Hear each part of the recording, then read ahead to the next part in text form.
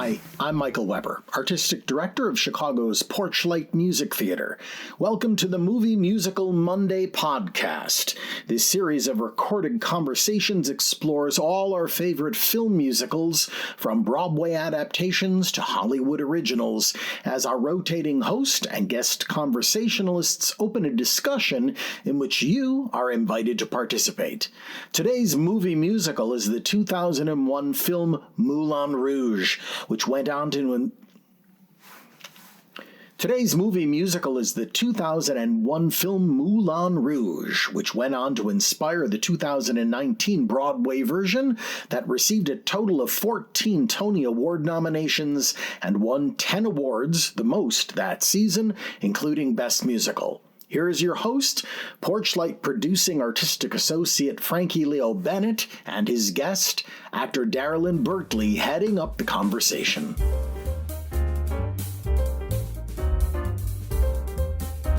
All right. Hello, everyone. It feels like forever since I've been in a Monday conversation, but I'm so happy to see so many wonderful returning faces and some new ones along the way. And Darylyn, I'm so thrilled to share this conversation with you today about the 2001 hit film Moulin Rouge. 2001. I didn't look at the date. Wow, 2001. Okay. Yes, and we won't play how old anyone was when that film came out, but 2001, Moulin Rouge comes out. It is the winner of the Golden Globe for Best Picture, but it is also the first musical in about a decade that has been nominated for the Academy Award for Best Picture. So it has been perceived as one of the films, and like the last film I talked about, Chicago, as redefining the movie musical for a contemporary audience. It ushered in a new wave of movie musicals for the thousands. So Darylyn, what was your first experience watching this film? I watched it when I was a kid, and I just remember thinking it was so glamorous, and the luxury in it, the opulence in it, I was very attracted to. I didn't know a lot of those songs back then because I grew up listening to like pretty much only gospel. But I liked the songs. I liked the way things tied in, but I didn't quite understand the story. Rewatching it, I have a totally different take on it because I guess being an adult, it hits a little differently. But I just thought it was gorgeous. Like visually, I thought it was amazing. It's funny you say gorgeous and opulent, and what's funny is that you didn't necessarily relate to the songs, but Moulin Rouge is considered part of this unofficial trilogy of Baz Luhrmann's called the Red Curtain Trilogy, and it's essentially his love letter to different styles of performance while combining it with his own cinematic technique and prowess. And so the first one was Strictly Ballroom, which was his most critically acclaimed out of the three, but as we know, critical acclaim doesn't necessarily amount to popularity. The next one was Romeo plus Juliet. And then, of course, the third one to cap it all out was Moulin Rouge. And so Strictly Ballroom was dance plus cinema. Romeo plus Juliet was text plus cinema. But then we get to Moulin Rouge, which was music plus cinema. And what was really fascinating is what do we do when we take a historical French concept like the Moulin Rouge, and what are those emotions with the MTV generation? And so that was the blend that came of it, plus his own style of it. And I distinctly remember as a kid watching it, I loathed this movie. I could not get through it. And I distinctly remember because the first 20 minutes of it are so Luhrmann-y that I couldn't focus to save my life. And I didn't get as far. I got about as far as the can beginning, and that was it. Did anyone else have any other like wonderful experiences at first take, or were you also thrown off by the cinematic pace of it? Mindy? I didn't have a great experience. I need to rewatch it. And I was telling my dad, I think I just had a shingles vaccine and I was feeling really sick. And so all the colors and the flashing was making me dizzy and a little ill. So I turned it off.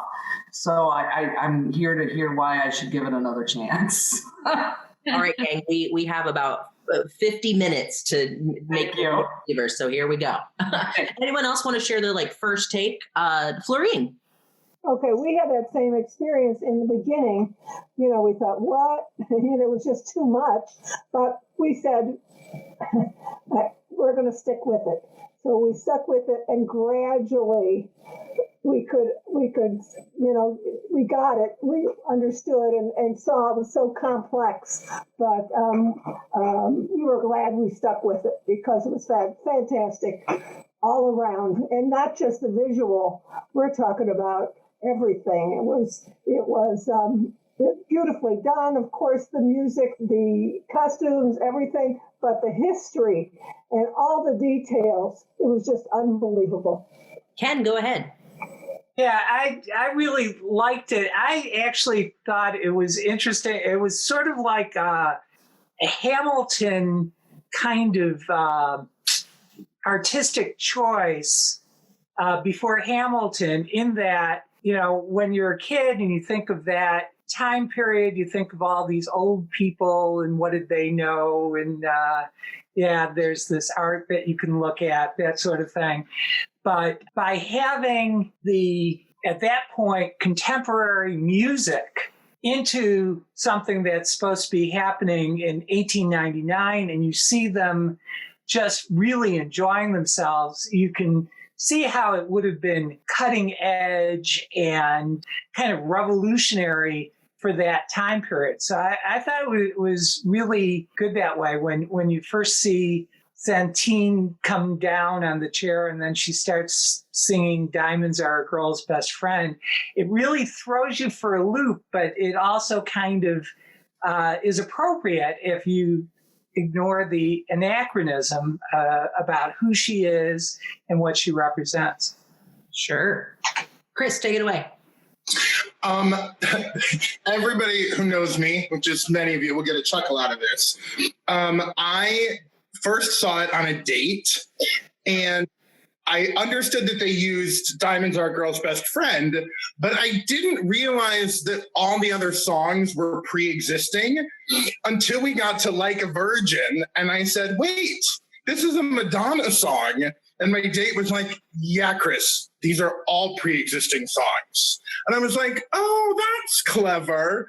But it obviously went over my head. And so I don't know if that helped or hurt, but I fell in love with the movie Hook, Line, and Sinker. And when it moved to the cheap seats, we had a second run movie theater where tickets were a lot cheaper, where things would go after their initial run. And I went back to a seat at the cheap seats once a week for a month. So I was a huge fan and have subsequently broadened my musical pop music history knowledge. That is now 2 pop jukebox musicals that Chris Pasternak signs off on, ladies and gentlemen. And if you don't know this, Chris does not do this on a pop song. So Chuck and Diane, go ahead. At the beginning, when they're playing Sound of Music, I thought I had the wrong movie. And then I had never seen this. We both missed it. Neither of us saw it.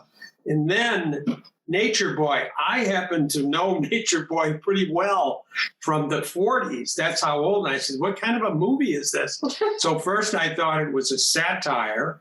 Then I thought, am I watching Camille, or is this La Traviata, or what's going on? At first, I kind of feel like, Mindy, it was a jumble. It didn't make me dizzy, and it was confusing, but overall, it was pretty good. But I'd like people to explain to me, what exactly was it? Was it intended to be a satire, or was it intended to be what? That's a marvelous question. And Luhrmann has talked about it in terms of it being a take on Orpheus and Eurydice, of course, that essentially with Christian being the savior of it. But, when she can finally escape, does she escape? And of course, we all know that it's spoiler alert if you haven't watched the movie, is that, she succumbs to this illness at the final peak moment where she can finally escape. And essentially the whole Moulin Rouge itself succumbs at when it's finally at its best and brightest moment, but and it also has blends of La Boheme and other operatic works throughout it. So it is a real question of was this homage? Was it trying to make a comment about what those stories were saying? Darylyn, you were talking too about remind me again what your thoughts on the story were. Watching it as a child before I had life experience, I loved it. I thought it was very romantic and boy meets girl saves her from her struggle. As an adult, I don't love the unoriginal kind of reinforcing of stereotypes about women like Satine. You know, why did she have to be broken? Why does she have to be miserable? Why does she have to get sick? Why does she have to choose between money and a filthy rich person who's pretty monstrous towards her, or a guy who can offer nothing but poems and no real stability in life? I'm just kind of like seeing that before, and then she dies. So I'm kind of like, I've kind of seen that a lot of times, but this time she wasn't in a dumpster, so that's nice. So as far as the story, I rewatched it over the weekend. I'm still unpacking the story. I feel bad for Satine, I guess, out of everything. Maybe she didn't know her options, or but I feel like as a kid, I thought that Christian was like the protagonist and the hero. And going back to an adult woman, I feel like he was maybe just as entitled to her as the Duke was. So that's my take on it. I agree wholeheartedly. Art, go ahead. My problem with it is, you could follow the story. I mean, there's a meaningful story there, but it's so overwhelmed by all the effects that are going on that it's sort of hard to appreciate both at the same time. Either get into the story or you get into the effects. And for me, and watch it, what it reminded me, and I didn't like it the first time I saw it, and I didn't get through it the whole thing this time, but I got through enough of it. And watching it this time, it reminded me of a lesser experience than when I, in person, going to see Pietro Zinzanni. Sure. Where at least I got a good meal and some personal interaction. Sure, absolutely. What I always took from the story, at least now that I've rewatched it as an adult, was that I think what I feel, and I would be hard pressed for him not to say it, was that he didn't care about the story. He picked one of the basic archetypal love stories of all time from Grecian roots so that you don't focus on the story. And I don't even think he wants you to focus on the text, is what my sensation with Moulin Rouge is that he actually wants you to focus on the underlying music of it and how can music manipulate us emotionally? And just because if it is part of this trilogy that he's stated, is that Romeo plus Juliet was the text. That was the goal of that. With this, because there's so many effects and dazzling and whatnot, it's relying on the ear and the eye to evoke emotion, even if you don't. I feel this way when I hear the song Like a Virgin. I feel this way when I hear any part of Elephant Love Medley, is that it's essentially, I feel like, almost like a contemporary William Castle film in which you're going like, oh, I have to suddenly feel like I'm in love. I suddenly have to feel like I'm in pain. And so I think Moulin Rouge to me is not necessarily a film in a narrative sense. It's essentially an emotional experience. It's a spectacle. And the stage version capitalizes that on that, but we can chat about that any more. Ken, go ahead. Yeah, I would agree with a lot of that, but I also think that it's kind of a meditation on the nature of storytelling. I think there's a lot that even the very beginning, when you have the guy who becomes the music director, who is leading the orchestra in a movie theater, and the curtain parts, and you have the 20th Century Fox fanfare. So it's a movie within a movie, and the people in the movie are putting on this play which represents the same themes that are in the movie itself.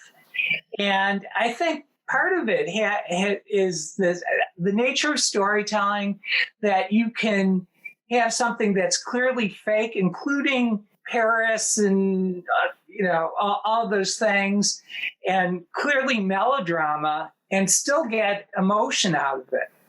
So I think he was going for a little of that, as well as music and dance and editing and all those other things together. Sure. Geraldine, is there any particular musical sequence or medley or even just song in this that you feel that you're attracted to in a specific way, or is like the Moulin Rouge moment for you?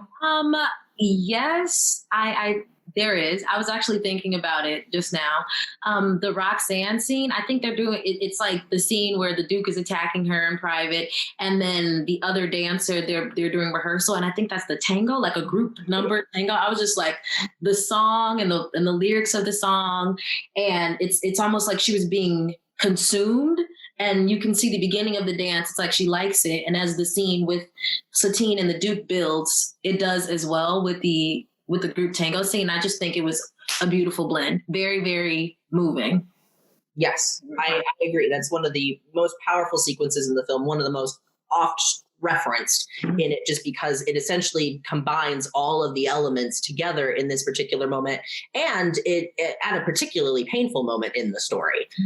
And I think it's extremely effective. Mindy, go ahead.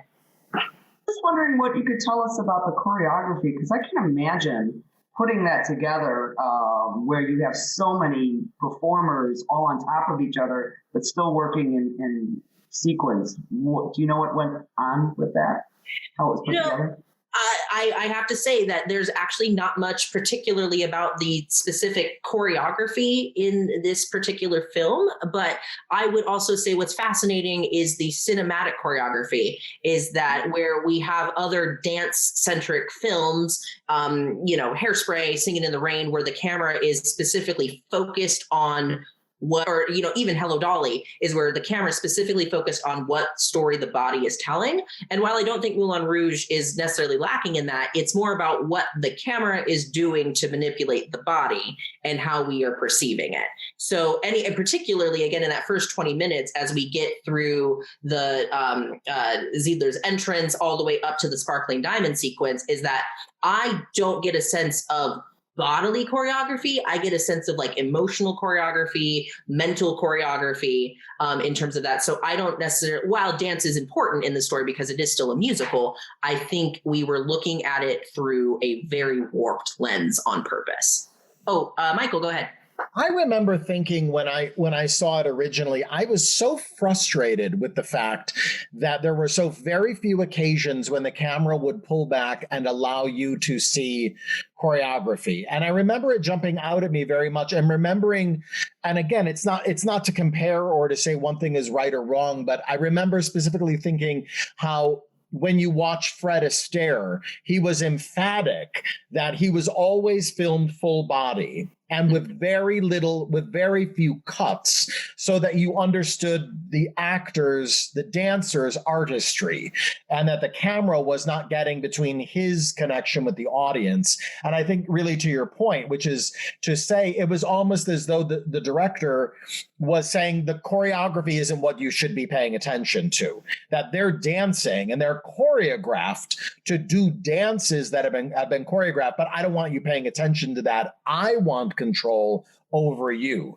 It's the director's connection to the audience, which very much is also the difference between film and stage anyway, that film is definitely a director and more than that, even the editor's medium, whereas stage is really more the actor's medium because that's who is directly connecting. But I remember being very frustrated with it and wanting more, but never really realizing and taking the time to think, well, what was really happening here? What did they want me to experience versus what I hoped to experience? Absolutely. No, I agree with that. James. I was just going to sort of vibe off of what Michael said, because I felt the same way, because my favorite number is the Hindi said Diamonds number, where everyone's on stage and I only speak the truth. But you keep going to these scenes of like Ewan McGregor walking around backstage or what's going on. And it's like, just show me what's happening on stage. I don't care about like these intrigues that are going on over there. And I think it's weird because Baz Luhrmann did Strictly Ballroom.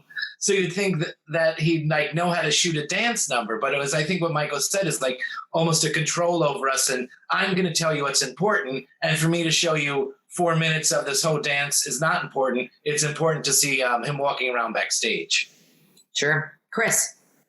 Just two things that I actually go back a little bit in the conversation, but I think also speak to the choreography.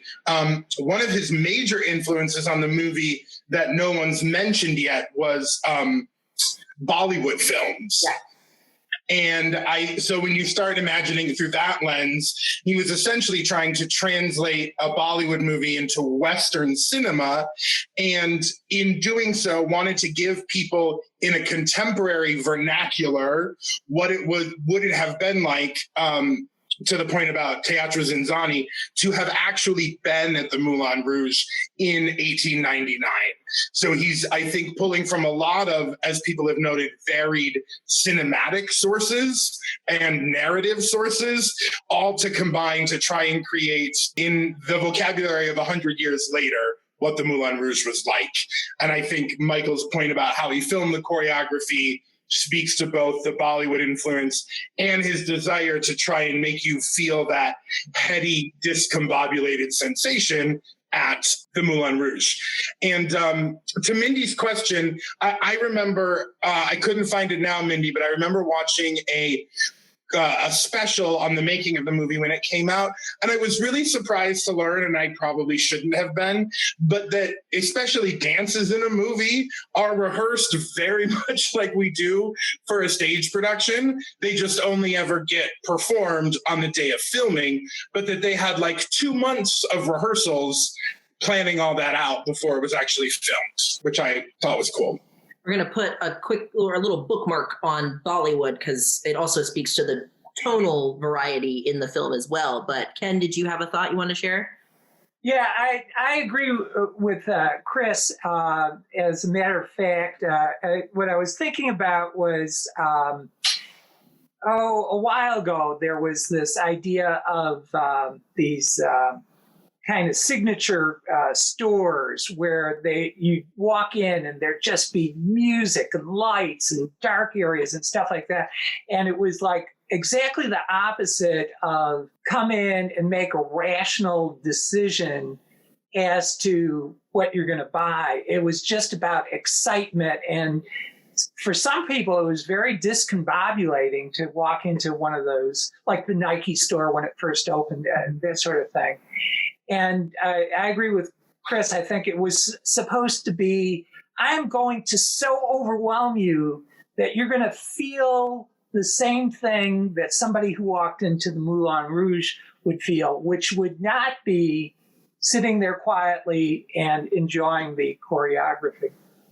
Absolutely. And I can sense that. Roger Ebert actually wrote in his review of the film that essentially he was talking about his own experience about a time that he went and got absolute back of the whole space, cheap tickets to the Moulin Rouge, and it's the Moulin Rouge of the mind. It's the Moulin Rouge that, you see as a young college person that you may not be able to see everything. And he says in his review, by the time you're able to afford the good seats in the Moulin Rouge, you've lost that sense of wonderment and experimentation and wanting to be a part of it. And so it was just like, so what was the Moulin Rouge in the back of the room? So it's essentially taken everyone who was in the back in the cheap seats and pushing them into the action, is what he felt about the film. And Bollywood, also as a reference, is that Luhrmann talks about the fact that as he was doing research for Midsummer Night's Dream, that he stumbled into a Bollywood film, and that it was essentially how uncool everyone could be at once, that they were all in this moment together in a musical film that had weird edits and jumps, and the story was convoluted, but it was a story everybody knew, and that he wanted to replicate how do we all become uncool again? And it was by taking all of the music that was so popular and putting it into a musical. So does anyone else have any other sequences in particular that stand out as like the quintessential Moulin Rouge moment? Like the one that has made Sidetrack a popular attraction for, the better part of over 30 years, except that movie's only been out for 20 of it, is the Elephant Love Medley in particular is one sequence that I think I remember as a high schooler, that was the song that you had your Satine and you had your Christian and you sang through and you powered through that, even though you had no idea where these songs came from. I think even still now I go, oh yeah, it's that song. Chris, don't you dare. So has anyone actually been able to see the stage version of Moulin Rouge? Amanda, did you? Well, I was in Paris once and I saw a play at the Moulin Rouge theme. Okay. So talk about that experience comparable to the film. Obviously, they didn't have Nirvana and Madonna playing, but... Yeah, well, okay. So full disclosure, I watched All That Jazz because I missed the email. But I have seen Moulin Rouge like years ago. And then I saw the musical. It wasn't even a play in Paris at the Moulin Rouge. But all I remember from that show was I don't remember the story. I barely remember the songs. I remember some kicking and then just amazing costumes and like just so much sparkle. I was surrounded by this like extravagance. And if I remember, I got that same sort of feeling from the movie, even though when I watched it, it was on a laptop screen, so it wasn't as all encompassing. But I remember feeling a similarity between the vibe. But it's all good. James, and you can bounce off of this because you actually saw it in person. And I'll put up Boz's letter that is actually posted on the stage version's website about the reinvention and the interpretation of it. But what the stage version faced as an issue or a blessing in its reinvention was the fact that you don't have the camera as your lens. You lose that central focus as your eye, and you've lost the director's control of manipulating what you're seeing. So how did they combat that issue? Was they added a plethora more of songs, and it was also the combination too of the fact that they were able to get the clearance rights for so many more songs since the film had been out. I believe it was the Rolling Stones were adamant not to let them use any of their music in it, but then years later they went, oh, Moulin Rouge, you mean that hit movie? Great. Now the Duke's completely underscored by all Rolling Stones music. What are your thoughts about the stage version, James? I don't know if it's because I'm 20 years older than when I saw the movie, but the whole time I was just like, this is very loud. And it was one of those things where it almost becomes less about the show, because every time they would go into a new number, you would hear the audience giggle because they're like, oh, that's so funny because I know this song. Like they were working in different songs, even more modern up to whatever it was last year. So it was one of those things that I love the movie and I watch the movie whenever I can. If I see it as I'm flipping through channels, I'll watch the entire thing. But for this, I felt, and it could be that there was such a disconnect because there was so much going on, because people are literally like walking around in front of the stage. They have sides that people are going on. So there's something going on, but it wasn't the same experience as seeing the movie. Sure. And we will eventually have it, as Michael pointed out, in a very soon, hopefully future. And I know it will be in Chicago for an extended length, which will be exciting to finally have the opportunity to compare it. Is also what I found in listening to the film soundtrack versus the musical soundtrack was the idea of now we had to focus on text. Now we had to focus on dance. Now we actually had to focus on these stage pictures. So what does it do to this story and how it manipulated it? And so I encourage all of you, if you haven't listened to the musical version, the stage version of it, and compare it, particularly Elephant Love Medley, which I felt was always this like tight, very, the emotions bounce back and forth, you know exactly where you're at. They had to extend it just because we didn't have the camera work. We weren't being emotionally manipulated in the way that the film did. And now we have to actually like listen to people talk for 2.5 hours. So yes, Sterling. Hi, so I am obsessed with the musical version of it. I didn't listen to the actual movie's soundtrack for years, fell in love with the cast recording. I'm in love with it, their voices, and honestly, the song selection, I think, for the musical, I'm so excited for the opportunity to see it and maybe be in it one day. Mm-hmm. But I think that if you like the movie and you like those songs and you like those performances, I would also second that. I would recommend that you listen to the musical. It's phenomenal. Yes, and particularly Act 2 or Act 2 in the stage version in the second half of the film essentially is where I personally feel it kind of, I've been meaning to say that this feels like the cinema's answer to like the concept musical, but I feel like it loses its wheels as we have to wrap up this story. And in particular, once we get past Like a Virgin is that we kind of just have to end the thing. And it just goes back into such a traditional narrative at that point that I'm just like, so am I listening to the story? What am I? So as blurry as the first 20 minutes are, we kind of just get to the bitter end. And then you just, kind of go, well, someone shoots someone, we just need this thing to end. So Michael.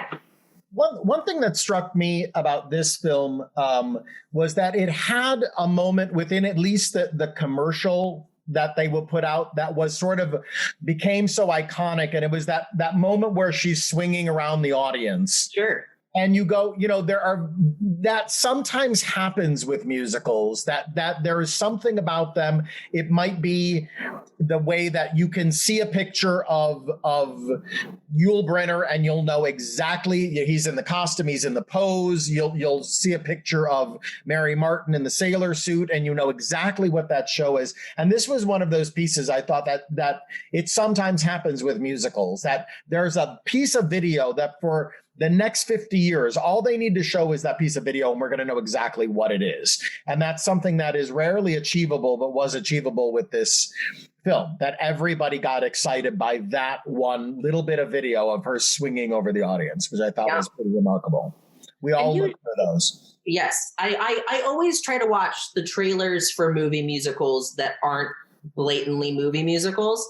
And I didn't watch it for Moulin Rouge in particular because I'd be curious about how marketed it was as like a musical, because there's always that fear that if you tell people they're seeing a musical, they're not going to want to watch it. So, but what was it at that point that people were actually watching? So that's a little bit of homework for me. But of course, I think one of the most iconic moments in the film that is, again, only a sliver of it, but it almost outlives the film, is that epic artistic mashup of Lady Marmalade that happened. We had Christina Aguilera, we had Little Kim, we had Maya, we had Pink, and it was just that particular music video to me was Moulin Rouge for ages before I even really got into it. Does anyone else have comments about that particular number? Honestly, as a little girl, I didn't know what the song meant. Sure. But it was one of my favorites. I thought the video was so glamorous, all these powerhouse, strong female performers. To this day, I thought you meant like a specific scene in the movie, but even just for the promo, for the soundtrack, Lady Marmalade, hands down. Anytime I see four women posed in what looks like throwback vintage lingerie, I'm just like, it's going down. Wear the fishnets. It's amazing. So I would say the Lady Marmalade music video for me is definitely the standout. Yeah. And the stage version, I think, capitalized on that. Was that what was everyone's reaction? The audience that saw it either younger or, at that moment where they were processing what was it, that is the new opening number of the stage version. And they went, okay, great. This is the Moulin Rouge that you know, and now we're reinventing again. Jeannie. And I just wanted to talk about some of the performances. We've talked so much about big scenes and, John Leguizamo, how amazing is he in this? So hilarious. The four guys, there's crawling up the elf, I love Baz Luhrmann. I love his ability I love a good cityscape aerial view. And there's just so many of them in this movie. And a good rooftop scene, and then his ability to really zero in on the intimate moments, and that kind of back and forth is great. Jim Broadbent, just some powerhouse performances. Sure, absolutely. I see him sassily shaking his head no. Chris, did you have a thought? Well, first I was just going to agree with Darylyn. I was in high school at the time, and Lady Marmalade became the song of the summer, of the year. And I remember feeling like it was one of the first times that something I was interested in crossed over into pop culture. And of course I didn't know it was a cover until much later. So I was just going to second Darylyn's vote for Lady Marmalade.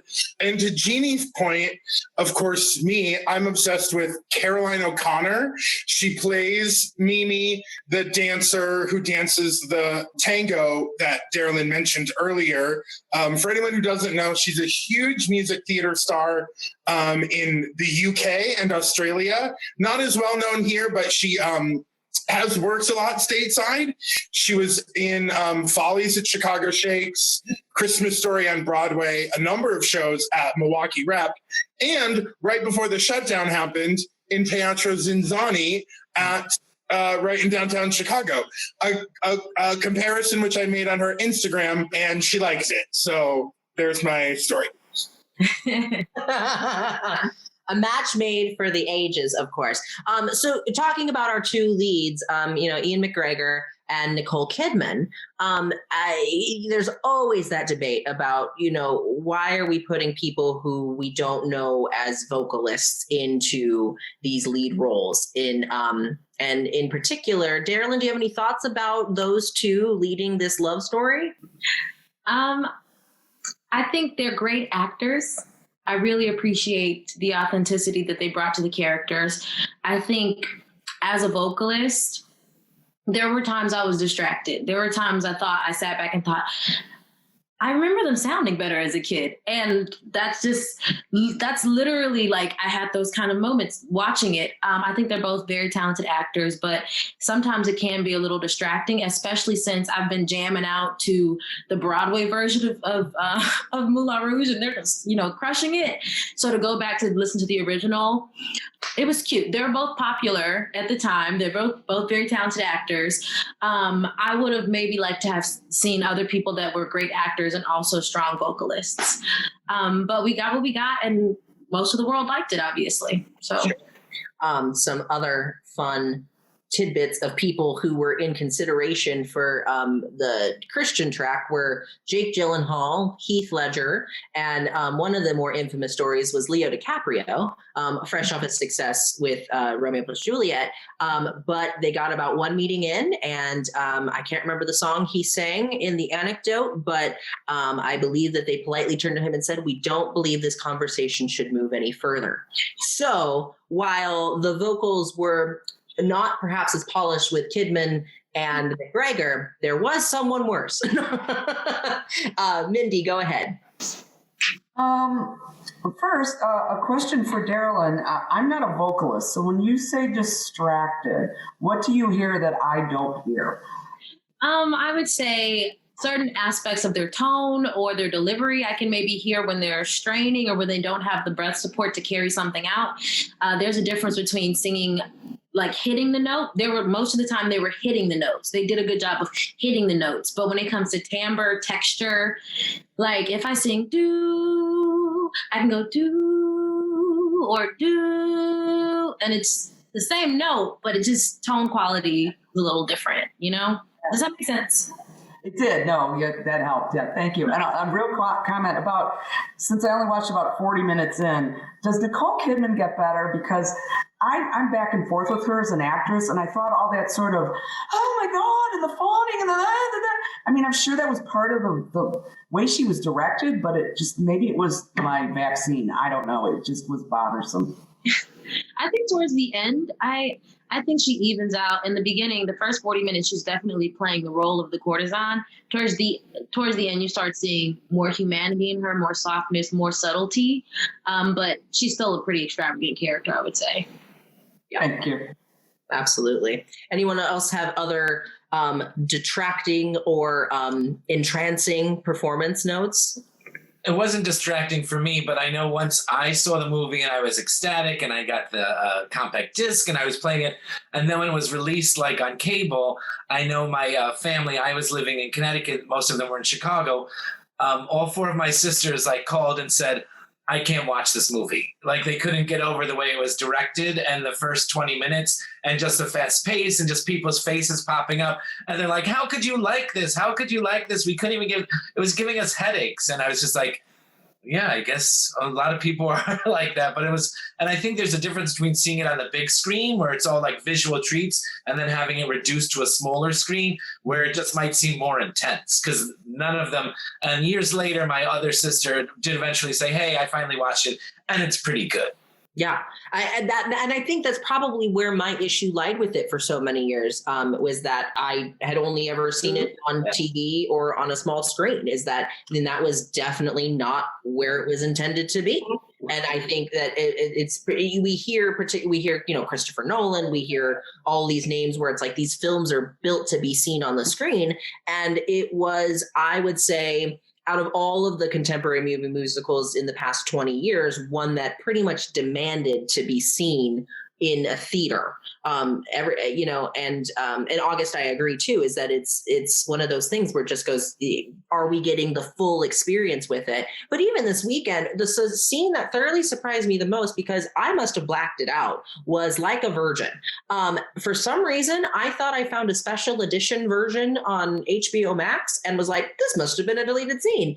It is, and if you know me, well, that's one of the most musical theatery numbers in the whole shebang. That is traditional music theater, and I missed it in particular. And I just think it speaks to Richard Roxburgh doing this. This Duke is one of these like images that gets burned in your mind after you see the film too. Is that this particularly weak man still being able to command such a presence was always fascinating. But Jim Broadbent, I think, is doing the Lord's work in this film.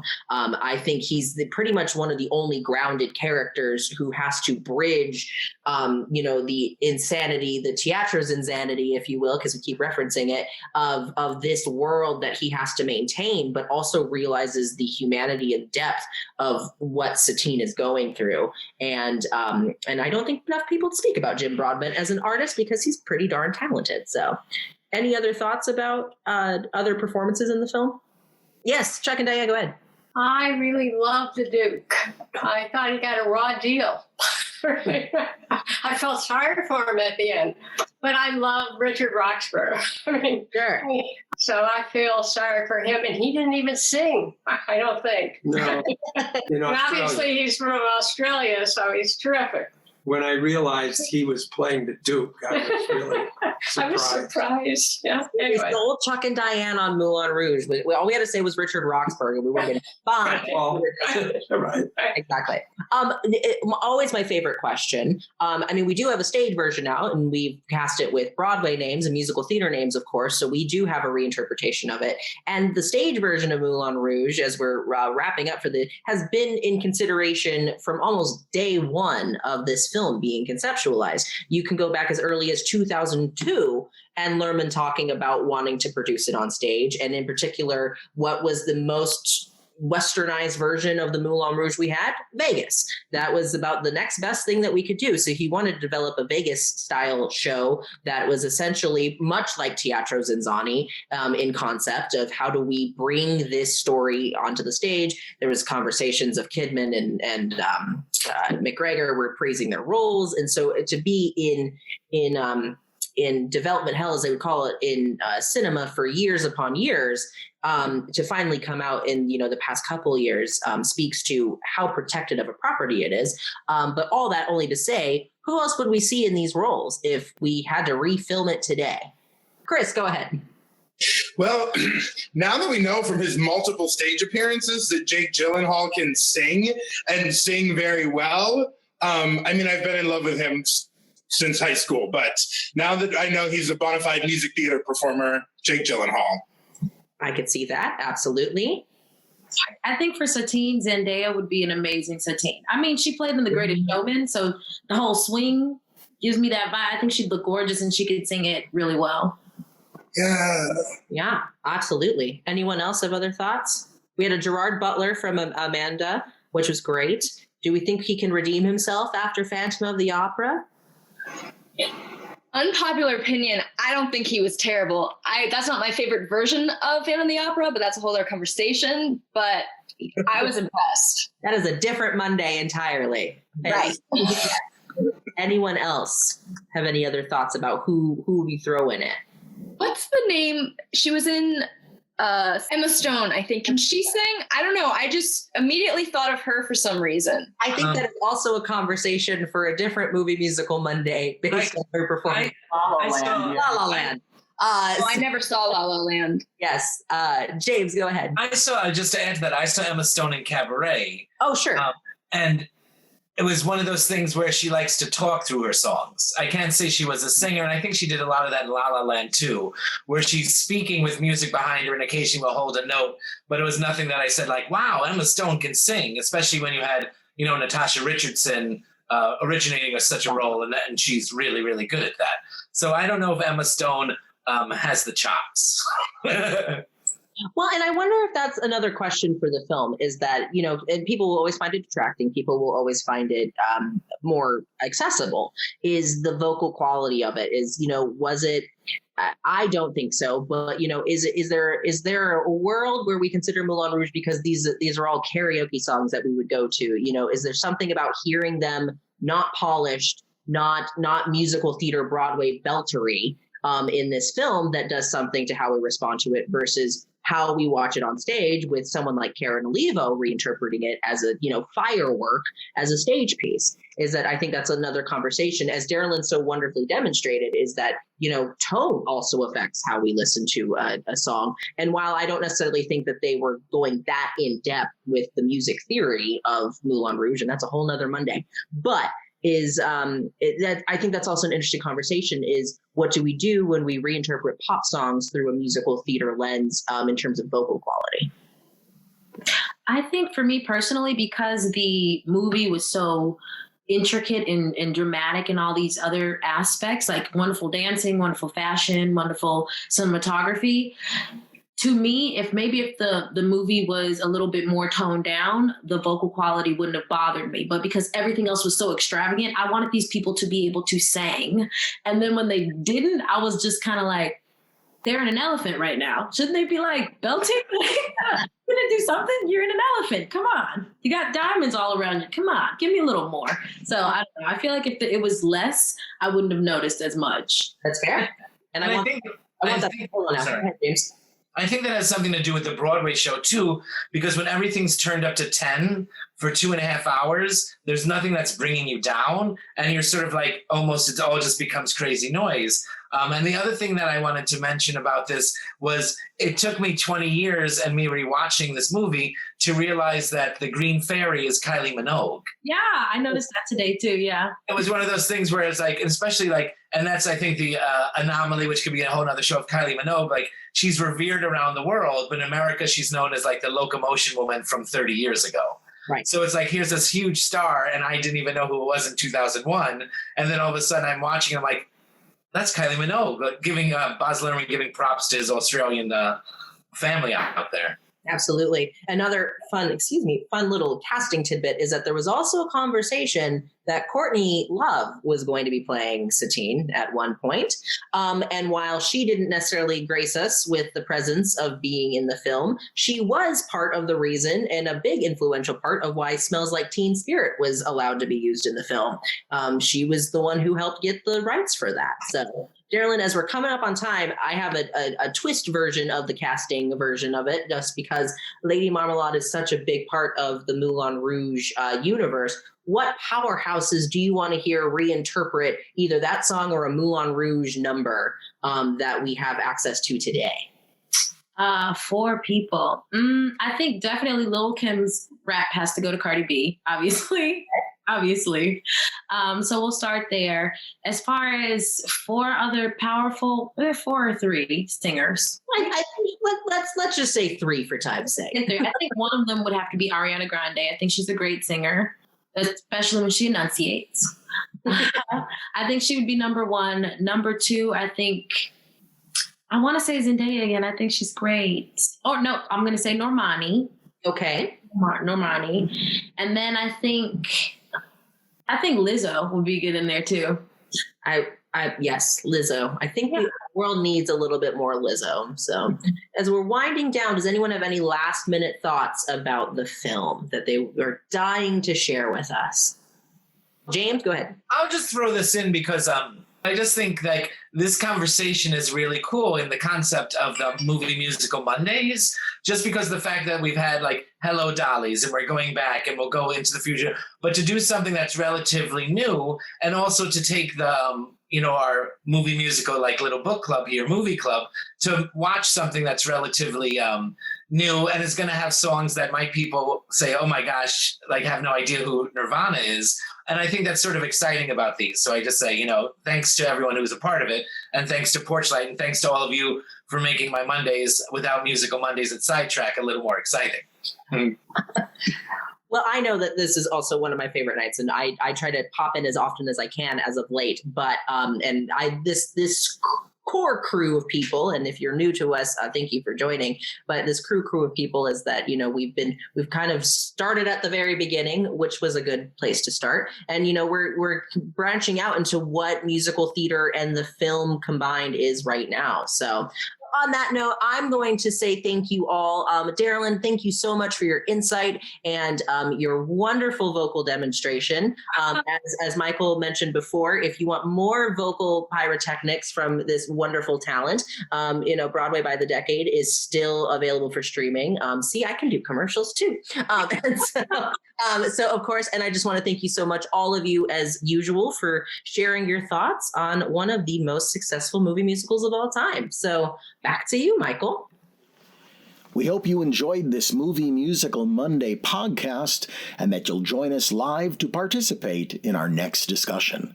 You'll find information about upcoming events on our website and how you can join in the conversation. Theaters across the country need your support now, more than ever. We hope you'll consider a donation to Porchlight Music Theater today. Just go to porchlightmusictheater.org. Until next time on Movie Musical Mondays, I'm Michael Weber.